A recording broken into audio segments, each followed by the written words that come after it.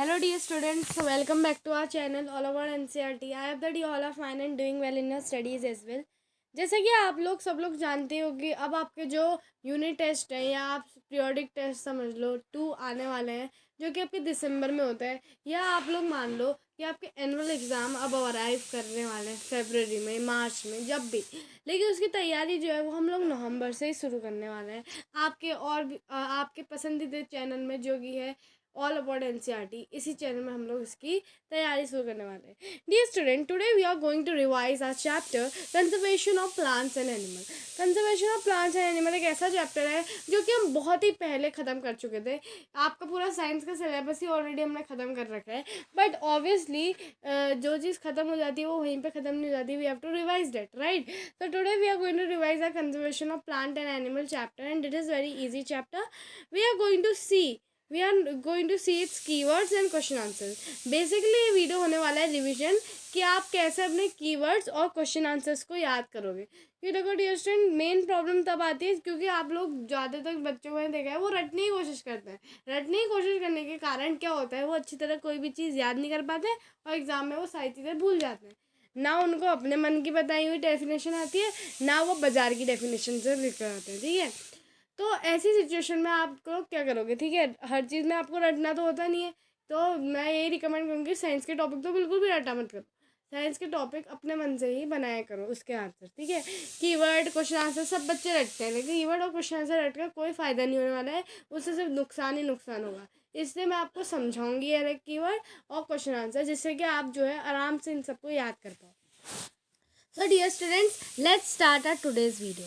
तो सबसे पहले हम लोग जाते हैं कीवर्ड्स में। तो कीवर्ड्स यहाँ पे बहुत ही सिंपल कीवर्ड है। ये चैप्टर जो है टोटली रीडिंग बेस्ड चैप्टर है। इसमें सिर्फ आपको अच्छी तरह रीडिंग करनी है, बाकी सारी चीज़ें आपको अपना आने वाली है, ठीक है? So we are going to see the keyword, okay? सबसे पहला कीवर्ड है हमारा बायोडाइवर्सिटी, ठीक है? जब मैं चैप्टर एक्सप्लेन कर रही थी तब भी मैंने आपको बायोडाइवर्सिटी का मतलब अच्छी तरह समझा था, और अभी भी मैं अच्छी तरह समझा रही हूँ। डियर स्टूडेंट, बायोडाइवर्सिटी एक ऐसा टर्म है ही नहीं जिसको आपको बहुत अच्छी तरह जो है रटना है। आपको उसको सिर्फ समझना है। बायोडाइवर्सिटी ये शब्द आप बहुत जगह सुनते होगे, ठीक है? इस शब्द में कुछ नहीं है। बायो और क्या है, डाइवर्सिटी। अगर आप शब्दों को तोड़ोगे तो आपको मिलेगा कि भैया बायो मतलब क्या होता है, मतलब सारे लिविंग ऑर्गेनिजम्स जो कि अर्थ में एग्जिस्ट करते हैं। और डाइवर्सिटी मतलब होता है कि भाई डिफरेंशिएशन या उनके रिलेशनशिप। मतलब बायोडाइवर्सिटी इस टर्म से आप समझते हो कि भैया कुछ तो है कि जो ऑर्गेनाइज्म से रिलेट करता है एनवायरनमेंट को, है ना? तभी हम उसे बायोडाइवर्सिटी कह रहे हैं। Different types of organisms which have relationship with environment, right? तो यहाँ पे आप लोग बायोडाइवर्सिटी का क्या मतलब होगा, अगर मैं बायोडाइवर्सिटी की सिंपल सी डेफिनेशन बताऊँ तो क्या होगी? The biodiversity refers to the variety of organisms. Biodiversity refers to the variety of organisms existing on earth, their interrelationship and their relationship with the environment. तो इसमें कुछ नहीं था, इसमें सिर्फ इतना था भाई बायोडाइवर्सिटी वो चीज़ को रिफर करती है। Biodiversity refers to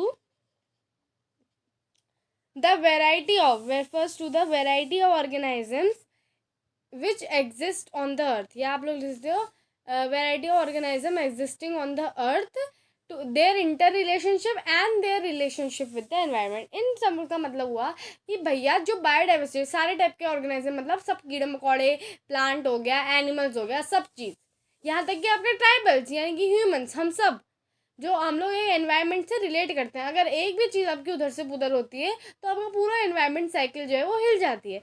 basically biodiversity term आपको यही समझाते हैं। इसी चीज़ को आपको इंग्लिश में लिखना है तो आप कैसे लिखोगे?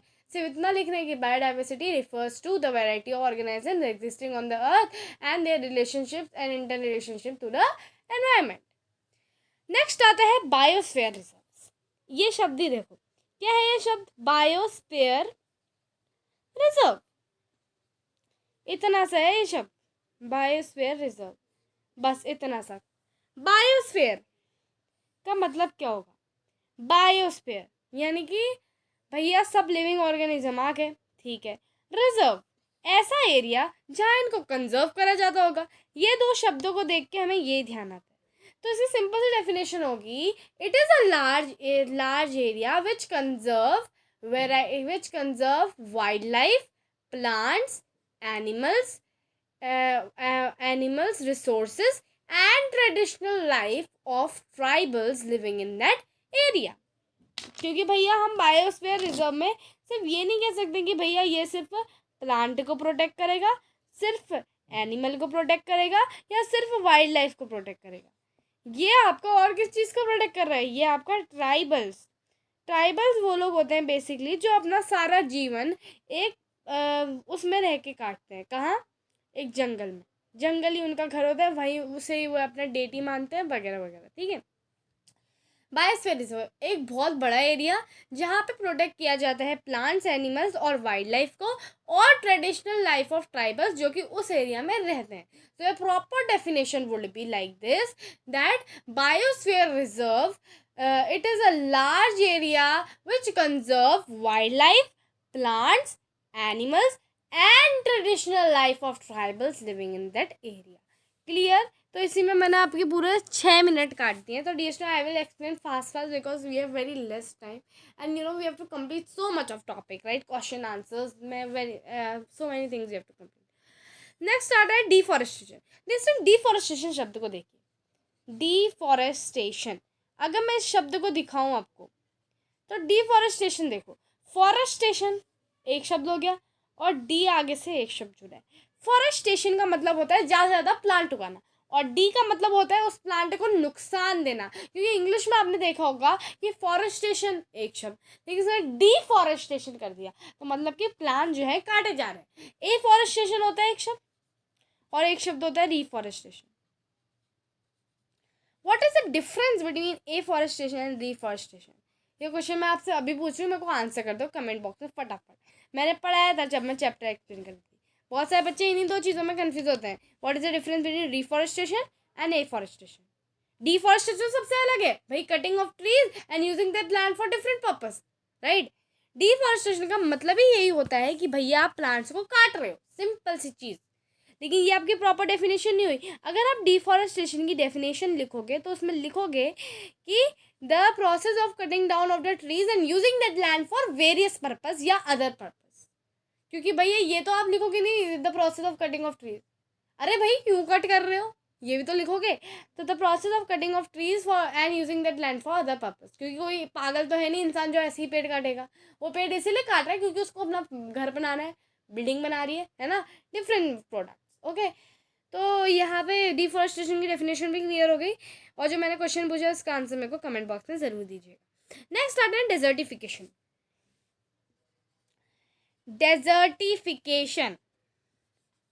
डेजर्टिफिकेशन ये एक शब्द है।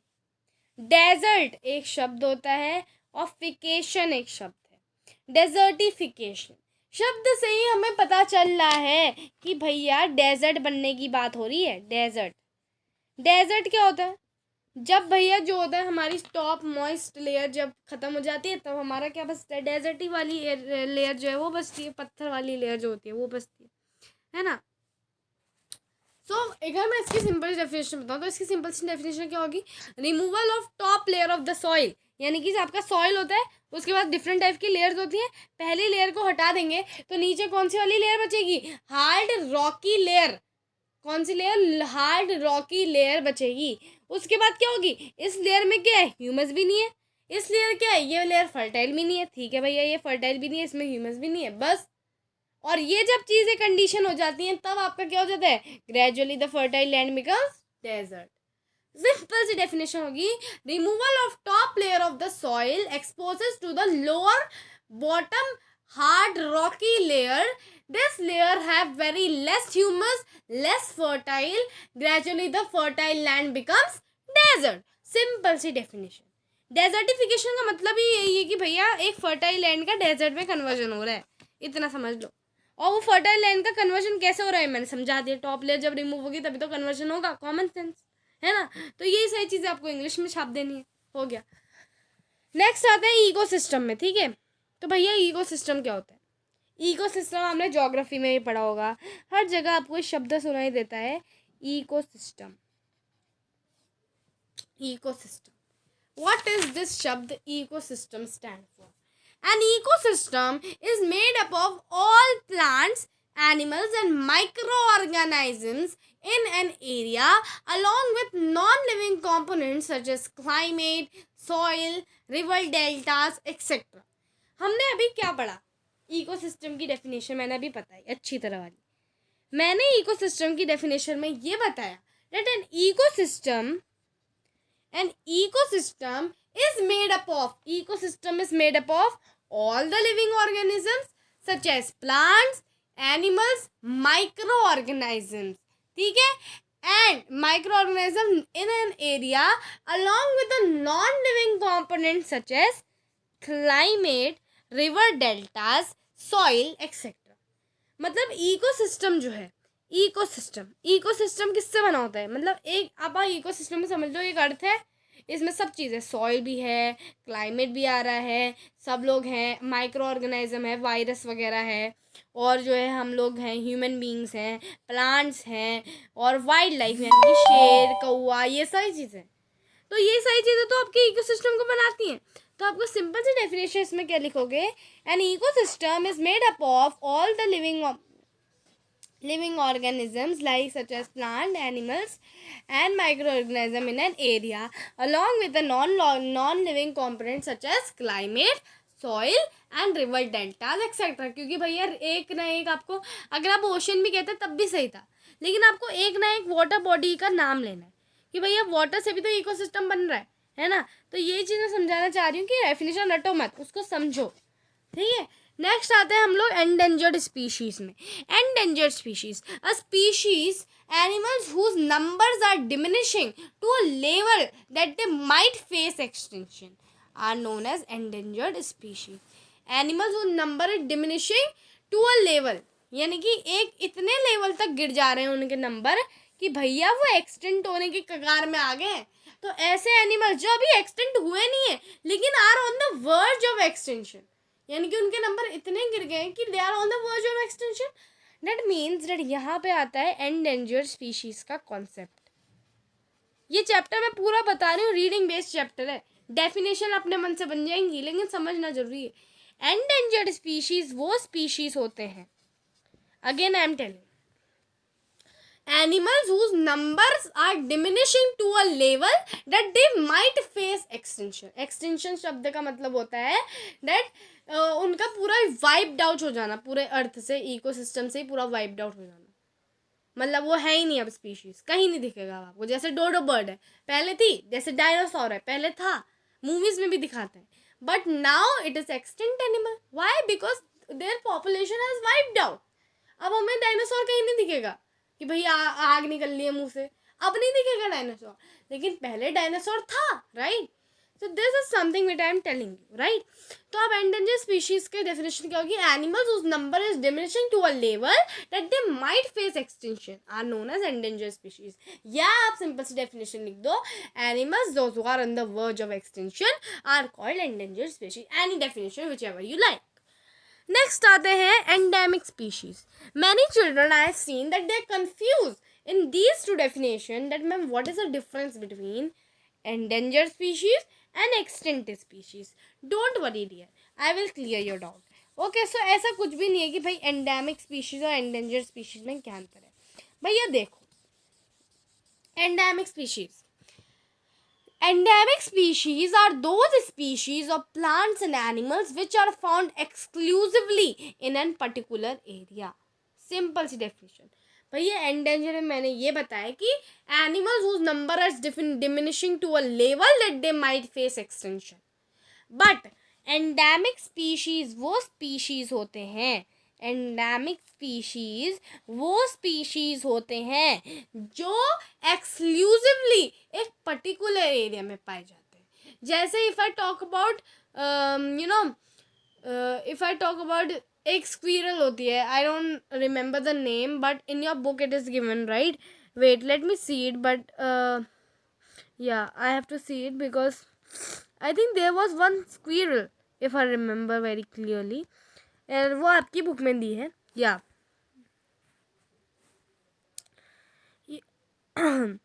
तो यहाँ पे आपको दे रखे हैं बहुत सारे एग्जाम्पल्स. या flying squirrel I am talking about, Indian giant squirrel and flying squirrel. So these are the endemic species of Pachmari Biosphere Reserve, right? Pachmari Biosphere Reserve में exclusively पाए जाते हैं, right?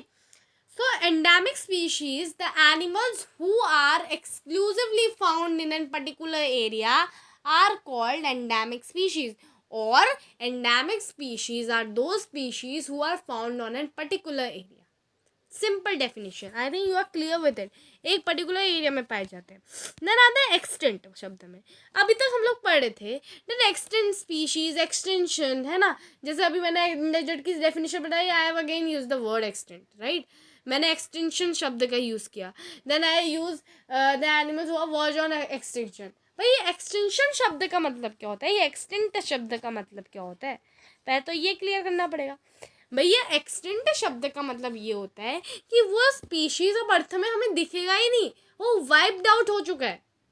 You can write the species which no longer exist anywhere on the earth are called extant species.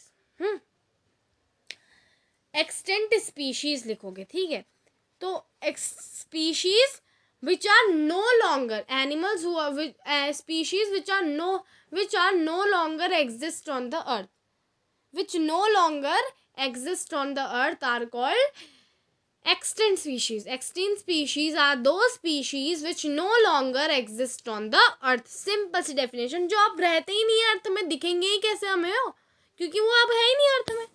Simple सी definition. Next आते हैं हम लोग fauna में. फौना एंड फ्लोरा एक ऐसी चीज़ है जिसमें बहुत सारे बच्चे अभी तक कंफ्यूज होते हैं.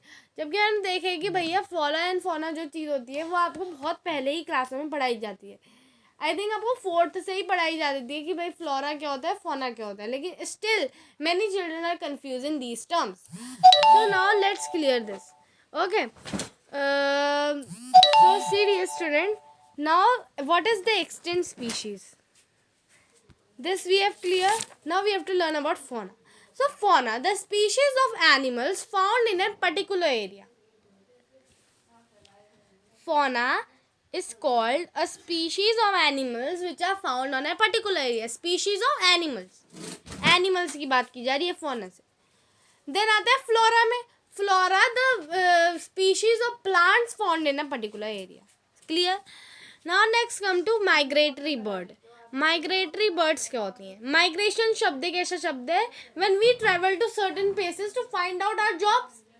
तो हम लोग माइग्रेट तभी करते हैं जब हमें कोई चीज़ें चाहिए होती हैं, right. We wanted job, we wanted new opportunities, we will move to new city, we will get good job, we will get good house, we will get good environment, right. We travel then only because we people migrate to have a good to have a good environment, to have a good job where we get sufficient money, right. All of these things are something that we want in our lives, right. Similarly, birds migrate to have a proper condition, to have a food shelter, proper food shelter. The birds migrate. So migratory birds, what is a proper definition?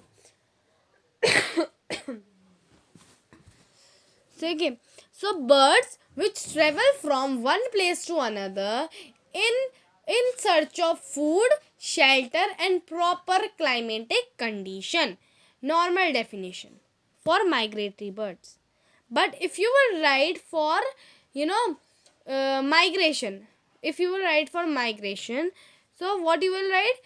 Migration is in the phenomena of movement.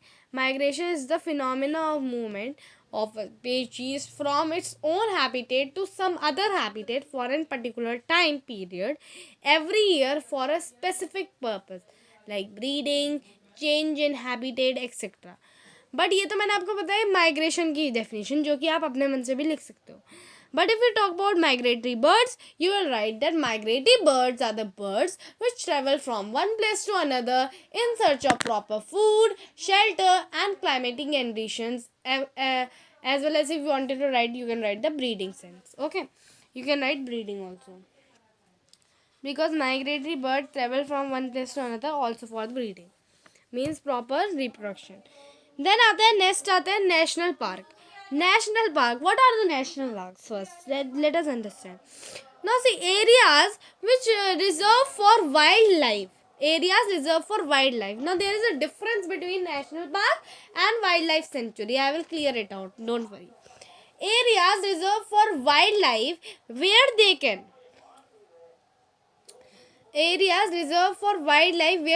freely use habitats and natural resources.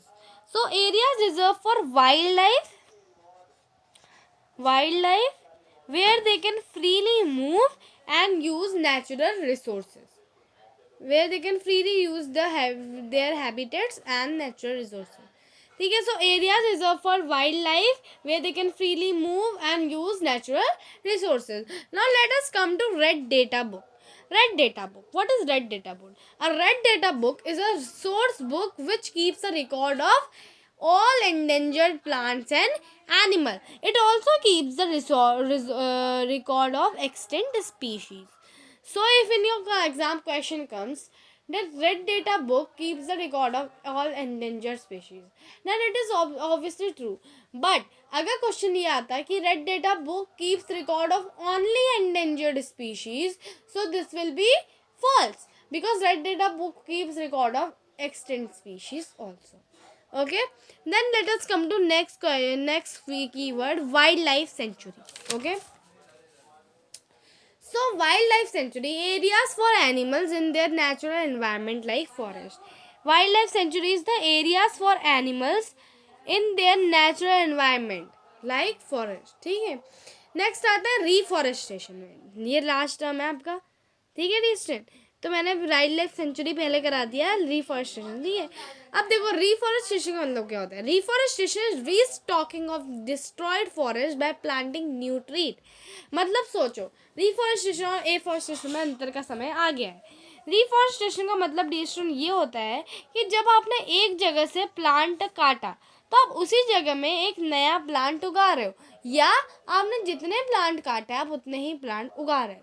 This is something which we call reforestation. Now, afforestation is something, it is a process of planting trees in an area that has never been forested. ऐसी area में tree plant करना जहाँ कभी पेड़ हुआ ही नहीं करते थे. रिफॉरेस्टेशन में क्या है, you are just cutting down the trees and you are planting it, right. मतलब आपने जितने पेड़ काटे उतना आपने उगा दिए, कहीं भी उगा दिए. But the afforestation means planting of trees where in an area that has never been forested. Means वो कभी उसमें जंगल बना ही नहीं, कभी उसमें पेड़ पौधे उगे ही नहीं, वैसी एरिया में जब आप उगाते हो तो उसको कहते हैं हम लोग एफॉरेस्टेशन. और reforestation is the stocking of destroyed forest by planting new trees. ठीक है, तो यहाँ पे लगता है डियर स्टूडेंट आपको सारी चीज़ें क्लियर हो गई होंगी. ऑब्वियसली यहाँ पे बहुत टाइम हो गया है, तो फटाफट हम लोग सारे कीवर्ड रिवाइज कर लेते हैं जिससे कि आपका सब चीज़ क्लियर हो जाए. ठीक है,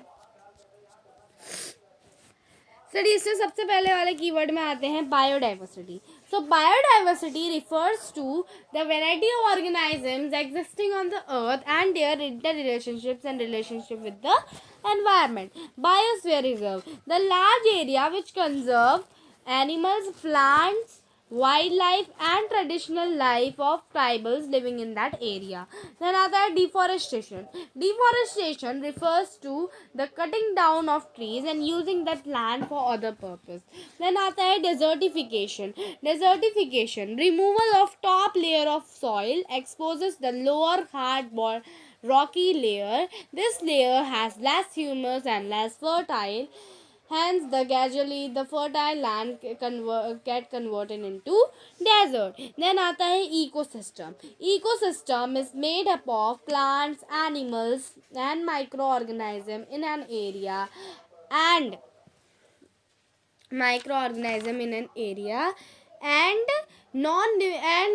along with the non-living components such as soil, climate, river deltas, etc. Then आता है endangered species, animals whose number is diminishing to a level that they can might face extinction is called endangered species. Then comes endemic species. Endemic species are those species which are exclusively found on a particular area. Then it comes extinct. Extinct species are those species which no longer exist on the earth. Then आता है fauna. The animals, it refers to the species of animal found on particular area. Again, flora, species of plants found on particular area. Migratory birds, the bird which move from one place to another in search of proper climatic conditions, food, shelter, breeding, etc.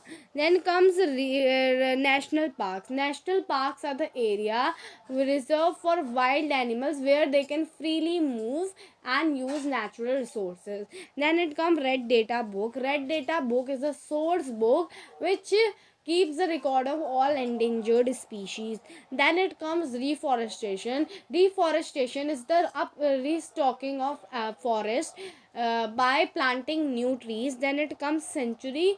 Sanctuary, you can write that it is an area which is reserved for wildlife in their natural environment like forest. Then it comes afforestation, which I have added here. Afforestation is a process of planting trees in an area which has never been forested. Then it comes, so we have completed our all the keywords. Okay, migration is one left. So migration is a process, is a phenomena in which we move from one place to another in search of good conditions, right? For example, a bird move from one place to another in search of good climatic conditions, breeding, etc. Okay, so now see, exercises are there. So now we will do exercises. Okay, so let's do some exercises. So first question comes up, filling the blanks. A place where animals are protected in their natural habitat is called. ऐसी place जहाँ पे animals protect किए जाते हैं उनकी natural habitat में, this is called the animals are protected on their natural wildlife sanctuary, of course, right? Then आता है species found in a particular area is known as, this is endemic species. Then migratory birds fly to far away places because of climatic changes. Now it comes differentiate the between the following. Okay, now we have to differentiate, dear student. Okay, differentiate यानी कि हमें अंतर बताना है. Let's make the column. हमेशा science में जब whenever you will do the differentiate, you will always make the column. Okay. So now आपका सबसे पहला आता है wildlife sanctuary. Wildlife sanctuary. And the second one comes up biosphere reserve. Okay. Biosphere reserve. So see, what is wildlife sanctuary? You have to differentiate. So wildlife sanctuary is an area which is reserved for animals and in their natural habitat, whereas biosphere reserve is an area where it keeps the where it conserves both plants as well as animals. Now you will give the example of wildlife sanctuary such as Bori Pachmari wildlife sanctuary, and biosphere reserve Pachmari biosphere reserve. Okay, so first point of wildlife sanctuary will be what? That it protects wild animal on their natural habitat like forest, whereas in biodiversity biosphere reserve you will write it protects both biodiversity, both plant and animals. Then you will write the example of a wildlife sanctuary, it will be Bori or Pachmari, and biosphere reserve is Pachmari biosphere reserve. Then next comes zoo and wildlife sanctuary. Zoo और wildlife sanctuary में क्या अंतर है, ठीक है? तो देखो zoo is a place where animals are protected and displayed for public view and are displayed for public use, whereas wildlife sanctuary is a place where animals are protected in their natural environment. Then आता है zoo का example. It is an artificial habitat, whereas wildlife sanctuary it conserve natural habitats of animals. So now you will write example Delhi National Zoological Park, and wildlife sanctuary you will example Bori. Okay, so इसमें भी zoo वाले में भी कुछ नहीं करा. It is a place where animals are protected on their animals are protected and displayed for and are displayed from public views, and in wildlife sanctuary you will write it is a place where animals are conserved on their natural habitat. ओके, और उसके फिर आप लोग लिखोगे zoo में लिखोगे it is an artificial habitat example Delhi national zoological park, whereas in the in wildlife sanctuary you will write that it conserve and wild animals, and you will write example as Bori. Okay, next आता है endangered and extinct species. So again endangered species में लिखोगे it is a animals whose number is diminishing to a level so that they might face extinction are called endangered species, whereas extinct species are the species which are exclusively found in a particular area. Endangered species, you will write the example as what? Like you will write the example of tiger, blue whale, whereas in extinct species you will write the example as dodo bird and dinosaurs. Flora and fauna.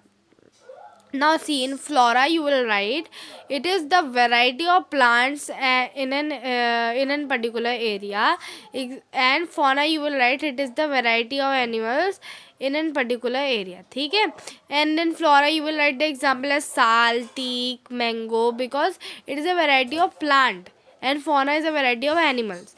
And fauna you will write leopards, wolves, bison, etc. Okay, then see, next is filling the blanks. We have already done. Okay, we are already done with filling the blanks. Now let's come to discuss the effects of deforestation in the following. So first आता है wild animals. तो अगर deforestation हुआ तो what will happen to wild animals? So see, deforestation causes destruction of habitat of wild animals. Therefore, they can come to the urban areas. This lead them to danger of extinction. Okay, because what will humans do? They will just kill the animals.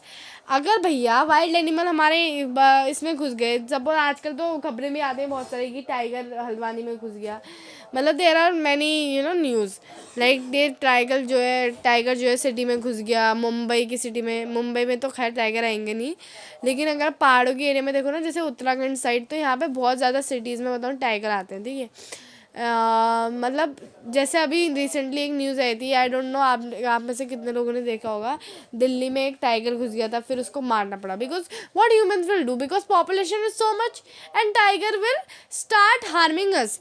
Why? Because what will happen, they will not get their food because their food is in the forest. But if we will cut we will do deforestation, we will not we will break their homes, shelters, which is the forest. So definitely they will come to our habitat, and what we humans will do, we will just kill them, right? So that's why deforestation causes destruction of forest cover, which will lead animals to come to the urban areas and which will lead to their extinction. Then let's come to environment. What will happen if deforestation is there to environment? Now see, deforestation increases the amount of CO2 in the atmosphere. As CO2 increases, the water cycle gets disturbed, which lead to condition called drought. It also reduces the water holding capacity of soil, that leads to flood. तो ये सारी चीज़ें आप लिख लोगे कि भैया अगर इन्वायरमेंट को क्या होगा, इन्वायरमेंट को definitely if deforestation is there तो क्या होगा, amount of CO2 will be increase. अगर अमाउंट ऑफ CO2 एटमॉस्फेयर में इंक्रीज होती है, so water cycle will be get disturb, and if the water cycle get disturb, so definitely what will happen, the condition of drought will come. It also reduces the water holding capacity of soil. So अब आते हैं villages. What will happen अगर deforestation हो तो villages में क्या असर पड़ेगा, rural areas. The life style of villagers depend on the forest for wood, vegetable, fruits, meat, grass etcetera. हर चीज़ के लिए विलेजर्स जो होते हैं वो ज़्यादातर फॉरेस्ट में ही निर्भर रहते हैं, क्योंकि उनका सारा फूड तो फॉरेस्ट से ही आता है, राइट. उनका जो है ज़्यादा तक जो खाना होता है वो सब फॉरेस्ट से ही आता है ना. तो वो किस में निर्भर रहेंगे, वो फॉरेस्ट पे निर्भर रहेंगे. ऑब्वियसली इट इज़ ये तो सिंपल सी बात है कि भैया फॉरेस्ट पे निर्भर रहेंगे, इसमें हमें कोई बताने की ज़रूरत नहीं है. उसके बाद फिर जो नेक्स्ट है वो ये है कि due to the deforestation they struggle a lot for all these, also their life becomes threatened by wild animals, और उनकी लाइफ वाइल्ड एनिमल से थ्रेटेंड यानी कि बहुत डर जाती है, क्योंकि वाइल्ड एनिमल कभी भी उनमें हमला कर सकते हैं ना. So the lifestyle of villagers totally depend on the forest for basic needs like food, fruits, vegetable, etc. Due to deforestation, they struggle a lot, and they are threatened by the wild animals. Then आते हैं cities, urban areas में क्या होगा deforestation हुआ तो. Deforestation causes drought, flooding and environmental pollution which affect the life of people living in the cities. तो इसका तो सिंपल सा हो गई, deforestation causes drought, flooding and environmental pollution which affect the life of people living in the cities. Then आता है अर्थ में क्या असर पड़ेगा. Due to deforestation, the various cycles on earth like water cycle, CO2 O2 cycle, nitrogen cycle get disturbed, and land become desert due to deforestation. So due to deforestation, a variety of cycle in the earth. कौन सी cycle? Photosynthesis वाली O2 CO2 cycle, nitrogen cycle जो नीचे से आती है, फिर जो होती है get disturb the land, and nitrogen cycle get disturb the land become desert due to the deforestation. तो अर्थ का भी देख लिया. अब आता है द नेक्स्ट जनरेशन. जो नेक्स्ट जनरेशन होती है, आने वाली जनरेशन, उसमें क्या असर पड़ेगा डिफॉरेस्टेशन का. The major effect of deforestation is next generation is the limitation of natural resources like wood, O2 यानी कि oxygen, water, flora and fauna. ठीक है. तो भैया देखो, जो आपका डिफॉरेस्टेशन है उसका हमारी आने वाली जनरेशन यानी आने वाली पीढ़ी में क्या असर पड़ेगा. तो the major effect of deforestation on next generation is in the limitation of natural resources like wood, oxygen which is very important, water, flora and fauna etcetera. तो यह सारी चीज़ें में हमने ये सारी चीज़ें तो पढ़ ली. एक बार फिर से रिवाइज़ करा देती हूँ. सो ये रिवाइज डियर स्टूडेंट जो है रिवाइज़ करने की ज़रूरत नहीं है, बिकॉज ये ऑलवेज हमने कर लिए सारे इफेक्ट्स. ठीक है. नेक्स्ट स्टार्ट है हम लोग. What will happen if we go on cutting trees.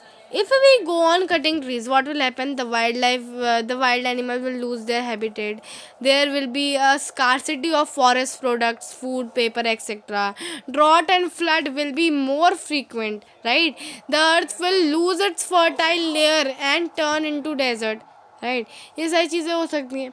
फिर नेक्स्ट आता है if the habitat of animal is disturb. अगर हैबिटेट ऑफ एनिमल जो है वो डिस्टर्ब हो जाती है तो क्या होगा, है ना. ऐसे क्वेश्चन तो आएंगे, है ना. Listen, chapter बहुत लंबा है and we have to do so many questions, so we will complete 4th question and we will leave the video. Second part revision का आएगा, don't worry, okay. तो क्योंकि बहुत लंबा वीडियो हो सकता है and your parents will not allow you definitely to watch the video till 1 hour, right. So then आता है द हैबिटेट ऑफ एनिमल अगर डिस्टर्ब हो गई. If we go on cutting trees, what if we go on cutting trees, the habitat of animal is disturb. So what will happen if the habitat of animal is disturbed, okay. So see, if the habitat of animal is disturbed, then they will be forced to go to the other places in search of food and shelter. The poachers can easily kill these animals, which causes the extinction of these animals. ये जैसे कि हमने पहले ही बोला था. Then आते हैं what will happen if the top layer of the soil is exposed. If the top layer of the soil is exposed, then gradually the soil becomes less fertile and it gets converted into desert, which process I have told you, desertification. Then आता है एक और point that it also affect the growth of plant and animals living in that area. ठीक है. अब आता है answer in brief. ये वाले क्वेश्चन से dear student we will do tomorrow because already the video has pass this limit. It is up to the 40 minutes, so we will do tomorrow. Don't worry, part 2 will definitely come. So thank you so much dear students for watching the video. I hope that you like it and enjoy it. Thank you so much for watching.